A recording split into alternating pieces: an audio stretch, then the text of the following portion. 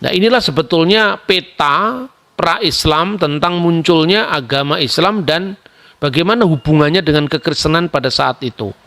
Kalau kita membaca di dalam kitab Kisah Para Rasul pasal 2, di sana sebetulnya ada pada saat pencurahan Roh Kudus yang terjadi pada perayaan Pentakosta Yahudi. Itu ada bukan hanya pendatang dari Kirene, Mesir, Afrika Utara sekarang ini, yang waktu itu menjadi wilayah Kekaisaran Romawi, lalu pendatang dari Roma, orang Arab yang semuanya wilayah Roma. Tetapi juga ada pendatang-pendatang dari Partia, Elam, penduduk Mesopotamia yang itu di bawah Kekaisaran Persia. Dan di sana sejak awal sudah ada suku-suku Arab yang sebagian juga menganut kekristenan. Maka kalau kita runut sejarahnya, pada waktu konsili Efesus diselenggarakan di kota Efesus, sekarang ini Turki, salah satu perwakilan dari gereja Arab yang hadir itu dari daerah Elusa di wilayah Yordania. Nama uskupnya adalah Abdullah. Dan ini ada dalam dokumen sejarah gereja kuno. Berarti istilah Allah itu dipakai jauh sebelum zaman Islam, karena ini ada seorang uskup dari wilayah Arab di Elusa yang namanya adalah Abdullah. Dalam catatan gereja yang waktu itu semua tertulis di dalam bahasa internasional, saat itu dalam bahasa Yunani, itu disebut Abdelas, Yunanisasi dari kata Arab Abdullah. Kemudian kita mengenal juga suku-suku Arab yang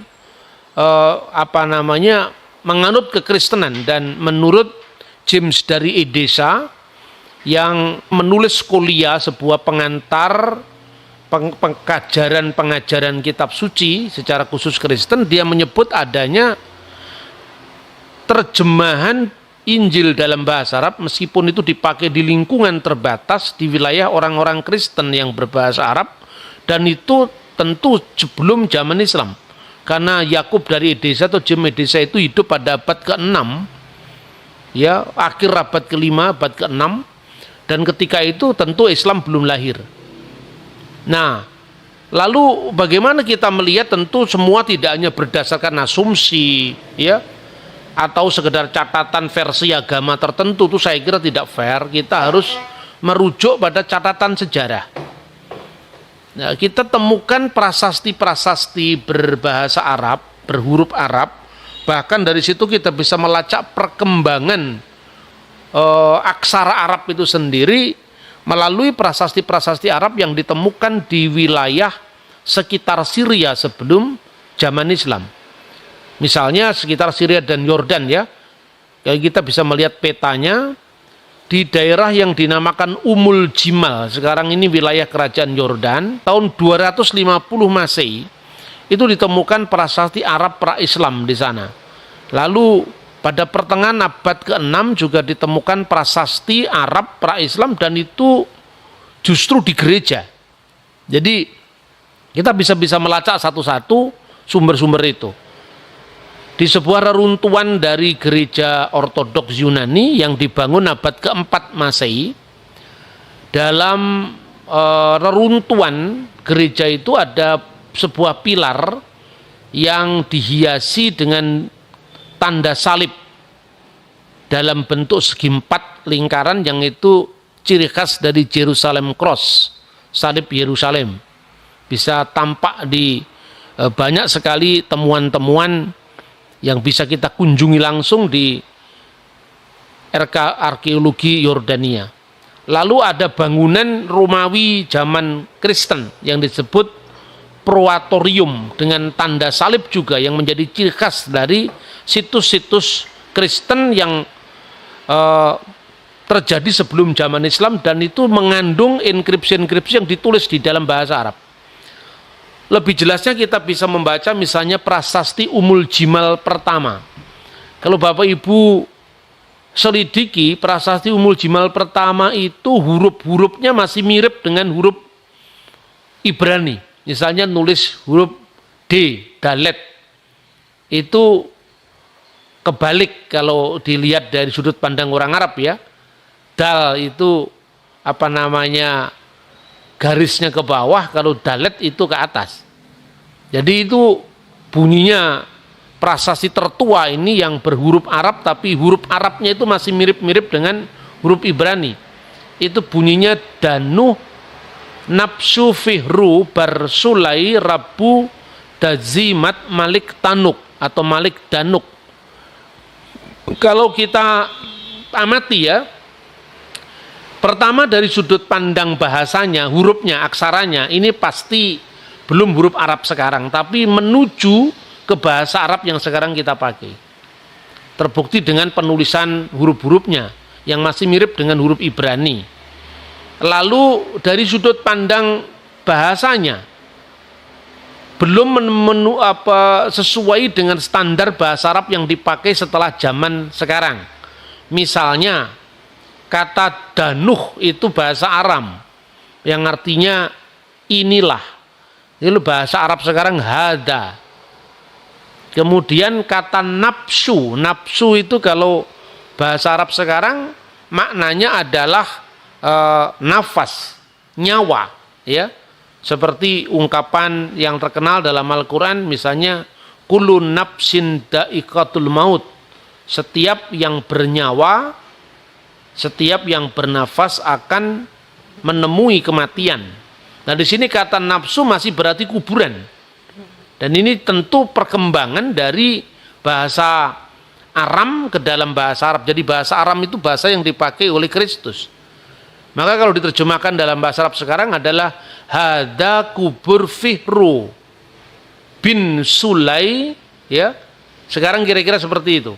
Kemudian Rabu Jadimat, kalau sekarang mungkin Sayyid Jadimat, Malik Tanuk tetap artinya raja Danuk. Ini bukti-bukti yang bisa kita lacak dari perkembangan huruf Arab. Jadi kata nafsu masih berarti kuburan, kalau sekarang ya hada al-kubur dan seterusnya. Tapi melalui sumber-sumber ini kita mendapatkan pengetahuan bahwa bahasa Arab itu sudah dipakai di lingkungan Kristen sebelum zaman Islam. Lalu pada pertengahan abad ke-6, medio abad ke-6, kita mengenal prasasti Umul Jimal kedua. Dalam prasasti Umul Jimal kedua ini huruf-hurufnya sudah mirip dengan huruf Arab sekarang. Misalnya menulis huruf alif, ya sudah seperti angka 1 gitu. Padahal kalau di dalam bahasa Ibrani tidak seperti itu, seperti silang. Kemudian dari bahasa Ibrani Aramaik itu berkembang menjadi kod atau huruf Siryak. Nah huruf Siryak itu ada dua tahap ya. Yang pertama huruf estrangelo atau estrangela itu masih mirip dengan huruf Ibrani, apa teksnya itu, huruf-hurufnya. Kemudian berkembang menjadi serto atau serta, itu sudah merupakan jembatan ke dalam huruf Arab sekarang ini. Nah teks di dalam prasasti Umul Jimal kedua itu menurut penemu enkripsi ini, yaitu Enno Littmann dari Jerman tahun 1913, disebutkan bacaannya adalah Allahu ghaffara li ulai. Allah mengasihi keluarga Ulai.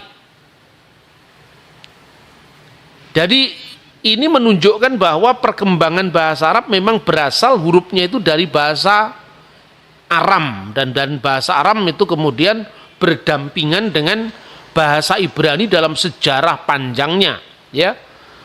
Kemudian siapakah Ulaih ini? Ulaih itu adalah anaknya Ubaidah. Jadi bin Ubaidah Katib al-Ubaid al-Lubani Amri tanabah alaihi min yakra'uhu.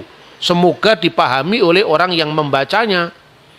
Jadi kalau kita lihat perkembangan dari prasasti Umul Jimal pertama tadi, masih digunakan bahasa Ibrani, bahasa Aramaik bar. Bar yang artinya anak.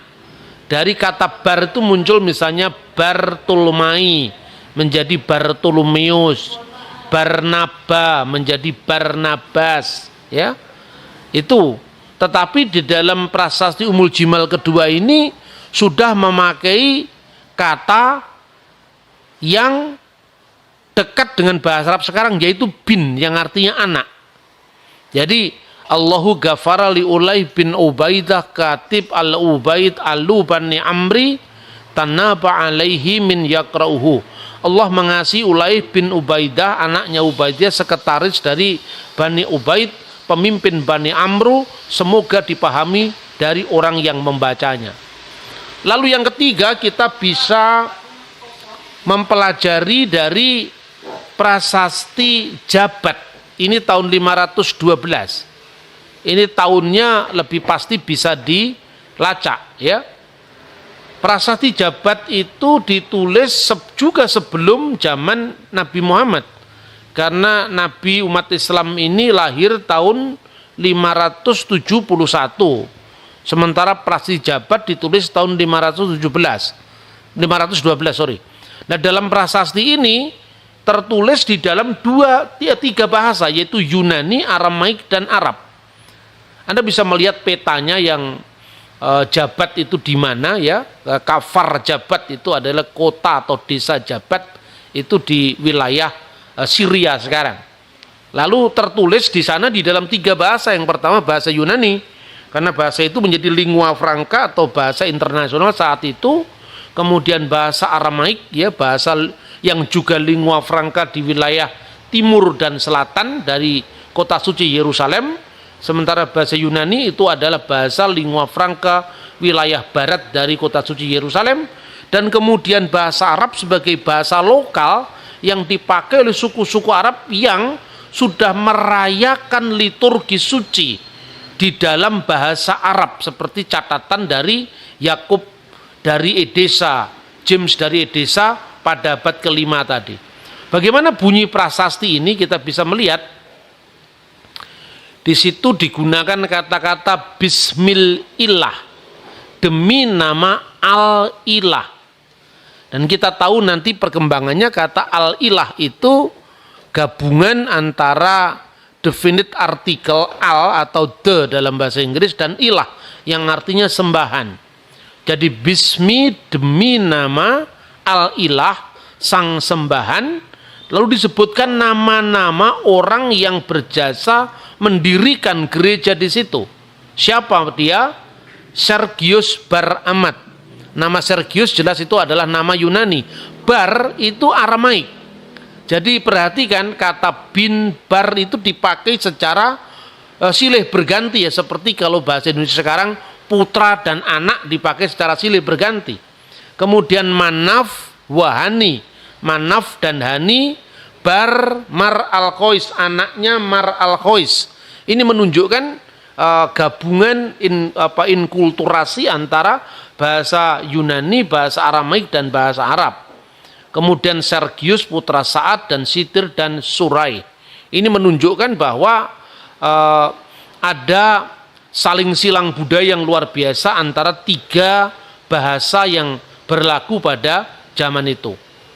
Lalu yang berikut lagi adalah prasasti Haran. Prasasti Haran itu kira-kira muncul atau dibuat 3 tahun sebelum kelahiran Nabi Muhammad. Nah, dalam prasasti ini cuma ditulis dalam 2 bahasa, yaitu bahasa Yunani dan bahasa Arab. Dan ditulis di atas satu martirion, peringatan kemartiran, ya. Tugu peringatan kemartiran, martirion dari Rasul Yohanes. Dengan tanda salib, biasanya prasasti-prasasti Arab Kristen itu selalu memakai tanda salib, ya. Lalu ada tertulis di dalam bahasa Arab dan bahasa Yunani. Lalu ini adalah bentuk penulisan ulang dalam catatan tangan, ya, ditulis Anna, saya, persis dengan bahasa Arab sekarang sudah. Ini kira-kira 3 tahun menjelang kelahiran Nabi Muhammad. Anna Sarahil bin Tolimu, saya Sarahil anaknya Tolimu, bana itu kudirikan atau telah kudirikan Al-martul, martirion itu istilah Arabisasi dari bahasa Yunani martirion. Al-martul, lalu ada tanda salib di situ, Jerusalem Cross, lalu ditulis Al-martul sanah pada tahun 463 ba'da mafsad Khaybar. Ya, setelah kehancuran kota Khaybar bi'am pada tahun, lalu tidak ada terusannya di situ. Inilah prasasti-prasasti yang dipakai di dalam bahasa Arab sebelum munculnya agama Islam. Nah, lalu memang ada orientalis yang akhir-akhir ini meragukan bacaan Enulitman, apakah benar ini bukti bahwa kata Allah dipakai. Ya, kata Allah tidak hanya dibuktikan dari pemakaian prasasti, tentu dari nama-nama orang, bahkan jauh sebelum zaman Islam. Bukan hanya bapaknya Nabi Muhammad yang namanya Abdullah, tapi Uskup Elusa pada tahun 431, jadi kira-kira sekitar 300 tahun sebelum kelahiran Islam, namanya sudah Abdullah. Lalu yang kedua, kelemahan-kelemahan yang dipakai oleh James Billani, seorang orientalis yang datang setelah Enulitman, itu membacanya barazahu. Mana ada huruf ba itu terpisah. Ya, huruf ba selalu terjalin, termasuk di dalam bukti-bukti enkripsi sebelum zaman enkripsi Umul Jimal ini. Tentu kita bisa melihat itu kan, perangkaian dalam bahasa itu kan terjadi setelah huruf Siriak. Siriak itu pengembangan dari bahasa Aramaik di zaman Yesus. Itu mulai hurufnya digandeng-gandeng begitu. Dan dalam kaidah penulisan Siriak memang tidak mungkin kalau huruf ba itu terpisah bentuk seperti yang ditunjukkan dalam bacaan dari James Billani tadi. Nah, kemudian juga kita bisa melacak perkembangan huruf yang di atas itu adalah masih beraksara nabati Aram, ya Ibrani, kemudian berkembang menjadi nabati. Nabati itu apa? Nabayot. Nabayot itu putra Ismail. Dan menurut Josephus dialah yang kemudian tinggal keturunannya itu di wilayah Petra, Yordania sekarang ini. Nah, maka kata Nabatean itu asalnya dari kata Nebayot, dan itu di dalam kitab Nabi Yesaya disebutkan bersorak-soraklah hai penduduk Bukit Batu, dan Bukit Batu itu dalam bahasa Ibrani Sela, lalu diterjemahkan dalam bahasa Yunani Petra, maka sampai sekarang namanya adalah Petra. Itu berasal dari mana? Dari Alkitab terjemahan bahasa Yunani yang dikenal dengan Septuaginta.